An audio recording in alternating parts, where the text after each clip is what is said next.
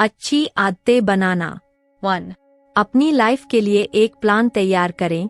अगर आपके पास अपनी लाइफ की चाहतों के लिए एक स्पष्ट रास्ता मौजूद होगा, तो ऐसे में आपके आगे के समय तक आपको चोट पहुंचाने वाले प्रलोभनों से प्रभावित होने की संभावना कम हो सकती है। आप लाइफ से जो भी बड़ी चीजें पाना चाहते हैं, उन्हें लिखकर रख लें। क्या ये एक अच्छा करियर है? एक दिन आपकी अपनी एक फैमिली बनाना है।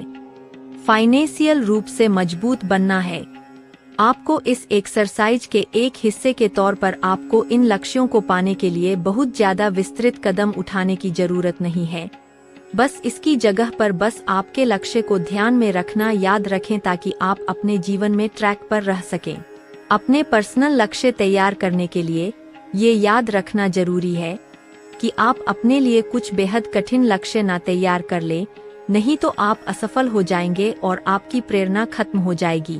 इसकी जगह पर कुछ बड़े लक्ष्य, जैसे कि सॉफ्टवेयर कोड करना सीखना, तैयार करें। लेकिन उन बड़े बड़े कठिन लक्ष्यों को कुछ छोटे और पाने योग्य लक्ष्यों, जैसे कि हर वीक सॉफ्टवेयर कोडिंग बुक का एक चैप्टर पढ़ना, में बदलना न भूलें। इस तरह से आप अपनी प्रोग्रेस की वास्तविक मात्रा को देख सकते हैं, क्योंकि आप अपने ज्यादा दूरस्थ लक्ष्यों को पूरा करने के लिए काम करते हैं। 2. अगर आपकी इच्छा न हो तब भी मुस्कुराए। नेगेटिव फीलिंग्स आपका खुद पर से काबू कम कर सकता है और आपके लिए आपके मन पर काबू पाना और भी कठिन बना सकता है। मुस्कुराना नेगेटिव फीलिंग्स को कम करने का एक सबसे अच्छा तरीका है। असल में अंदर से खुशी महसूस करने के विचार के कारण आप और भी ज्यादा वास्तविक हंसने लगते हैं, और आपकी इस हंसी के कारण आप खुद को और भी ज्यादा खुश महसूस करने लगते हैं। 3. दूसरों के ऊपर आपका समय या पैसा खर्च करें। रिसर्च के अनुसार दूसरों के लिए कुछ करने से खुशी और सलामती की भावना में बढ़त होती है।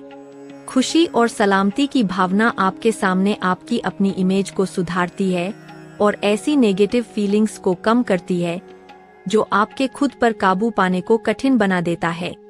आप दूसरों के ऊपर किस तरह से आपका वक्त या पैसा खर्च करते हैं, असल में ये कोई मायने नहीं रखता।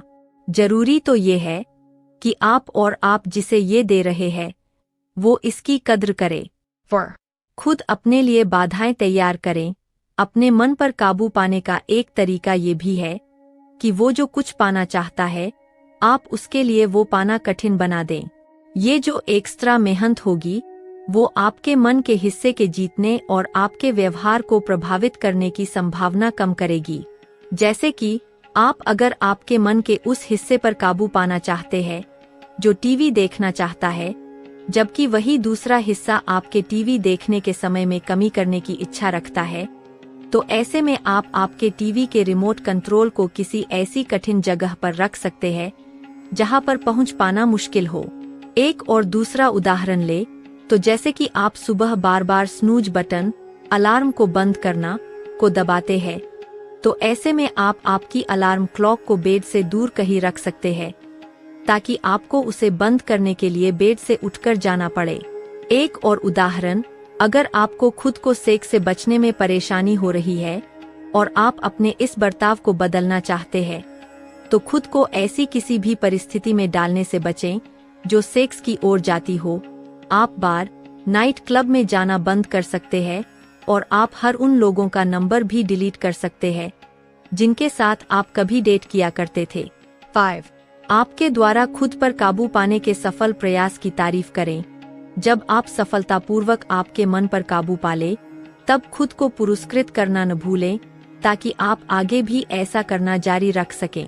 उदाहरण के लिए, जैसे आपको एक्सरसाइज करने की बिल्कुल भी इच्छा नहीं है, लेकिन आप फिर भी खुद को ये करने के लिए फोर्स करते हैं, तो इसके बाद खुद को एक चॉकलेट देकर या फिर आपकी पसंद का कोई टीवी सीरियल देखकर पुरस्कृत करें। ध्यान रहे कि आप खुद को बहुत ज्यादा भी पुरस्कृत ना करने लग जाए, नहीं तो आप खुद को आउट ऑफ कंट्रोल पाएंगे और आप फिर से उसी जगह पर पहुंच जाएंगे जहां से आपने शुरुआत की थी। उदाहरण के लिए, अगर अपना वजन कम करना आपका लक्ष्य है और न चाहते हुए भी आप आपके मन को काबू करके एक्सरसाइज करते हैं, तो फिर ऐसे में बहुत सारी चॉकलेट्स खाने की जरूरत नहीं है, नहीं तो आप आपके किए कराए पर पानी फेर देंगे। 6. खुद को काबू करने के असफल प्रयासों के लिए अपने आप को दंड भी दें। बिल्कुल सफल होने पर खुद को पुरस्कार देने की ही तरह असफल होने पर खुद को दंडित करना भी जरूरी है। ये आपको भविष्य में मदद करेगा। असल में स्टडीज के मुताबिक सजा मिलने का डर लोगों को खुद पर काबू पाने के लिए कठिन परिश्रम करने पर मजबूर कर देता है। सजा के प्रभावी होने की पुष्टि करने के लिए इसे अपनी किसी फैमिली मेंबर को या फिर फ्रेंड या पार्टनर के हाथों में सौंप दें और उन्हें ऐसा निर्देश देकर रखें कि आप जब कभी भी खुद पर काबू पाने में असफल हों तब वो आपको सजा दें। उदाहरण के लिए वो आपकी मिठाई छिपा सकते हैं और अगर दिन के खत्म होते तक आप खुद पर काबू पाने के लक्ष्य को पूरा नहीं कर पाते हैं तो वो आपकी उस मिठाई को पूरी तरह से आपसे दूर कर सकते हैं। 7. स्ट्रेस कम करें। मन और शरीर बहुत गहराई के साथ एक दूसरे से जुड़े रहते हैं। मन आपके शरीर को तनाव दे सकता है और शरीर पर मौजूद साइकोलॉजिकल स्ट्रेस आपके मन को स्ट्रेस दे सकती है।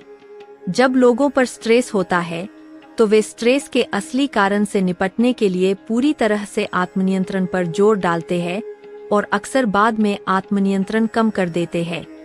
इसलिए आपकी खुद को काबू में कर सकने की एनर्जी को बचाने के लिए आपको अपने स्ट्रेस को कंट्रोल करना जरूरी होता है। यहाँ पर स्ट्रेस को कम करने के ऐसे न जाने कितने ही साबित हो चुके तरीके मौजूद हैं और ये कुछ हद तक काम भी करते हैं। गहरी पेट की सांस लेने जैसी रिलैक्सेशन तकनीकों का इस्तेमाल करें, जिसमें गहराई से सांस लेने और कुछ सेकंड के लिए अपनी सांस पकड़ना शामिल है, फिर धीरे धीरे कई सेकंड के दौरान बाहर निकालना शामिल है। आप अगर चाहें तो किसी एक आरामदायक शब्द जैसे शांति पर भी आपके मन को केंद्रित कर सकते हैं। कुछ एक्सरसाइज अपनाएं जो आपको गहरी सांसें लेने में और आपके मसल्स को तनाव कम करने में मदद कर सकें। अपने फ्रेंड और फैमिली से बातें करें, जैसे कि सोशल सपोर्ट काफी हद तक स्ट्रेस से निपटने में मदद कर सकता है।